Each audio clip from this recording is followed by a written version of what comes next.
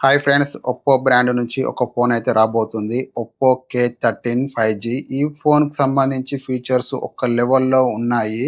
ఈ phone budget ప్రైస్‌లో అయితే రాబోతుంది. దీని ప్రైస్ ఎంతుంటుందో నేను లాస్ట్‌లో చెప్తాను. ఈ ఫోన్‌ని కొత్త ప్రాసెసర్‌తో తీసుకొస్తున్నారు. క్వాల్కామ్ స్నాప్‌డ్రాగన్ 6 జెన్ 4తో తీసుకొస్తున్నారు. 8 GB RAM, 256 GB storage, 7000 mAh battery, 80 watt super fast charging.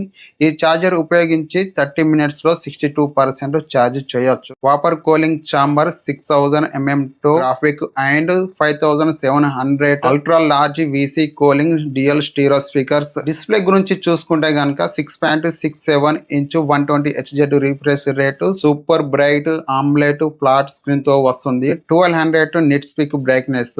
Hardware level లో బ్లూ లైట్. మనం నైట్ ఫోన్ యూజ్ చేసినప్పుడు మన కళ్ళకి ఎఫెక్ట్ కాకుండా లో బ్లూ లైట్ అయితే తీసుకొస్తున్నారు. 100% DCI P3 display. In display finger print scanner తోటి వస్తుంది. రెయిన్ వాటర్ టచ్ అయితే యూజ్ అయితే చేయొచ్చు. Water and dust IP65 rating తో వస్తుంది. Back side 50 MP main camera, OIS లేదు. 12 MP అల్ట్రా వైడ్ కెమెరా. ఇది ఉన్నా లేనంటే front 16 MP camera. Colour OS 15, Android 15. Phone 8.45 mm thickness ఉంటుంది అండ్ దీని వెయిట్ వచ్చేసి 208 గ్రామ్స్ ఉంటుంది. ఈ ఫోన్ ని ఏప్రిల్ లో 21 తారీఖున లాంచ్ చేస్తుంది. రిమోట్ కంట్రోల్ లాగా అయితే ఈ ఫోన్ అయితే యూజ్ అయితే చేయొచ్చు. బాక్స్ లో ఫోన్ తో పాటు చార్జర్ ఇస్తున్నారు అండ్ ఛార్జింగ్ కేబుల్ కూడా ఇస్తున్నారు. సిమ్ ఎజెక్టర్ ఇస్తున్నారు, కేస్ కూడా ఇస్తున్నారు. ఈ ఫోన్ కి సంబంధించి ఇంతే స్పెక్స్. ఈ ఫోన్ ప్రైస్ వచ్చేసి 15,000 నుంచి 20,000 మధ్యలో ఉండే అవకాశం అయితే ఉంది. ఈ ఫోన్ లో నాకు రెండు మైనస్ అనిపించాయి, రెండు హైలైట్ అనిపించాయి.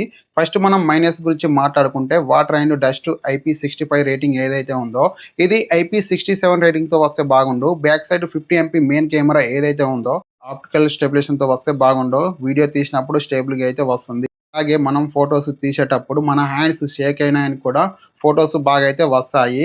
ఇవి మైనస్ అన్నమాట. ఈ ఫోన్ లో హైలైట్ చూసుకుంటే కొత్త ప్రాసెసర్ అయితే తీసుకొచ్చారు. స్నాప్డ్రాగన్ 6 జెన్ 4 ప్రాసెసర్.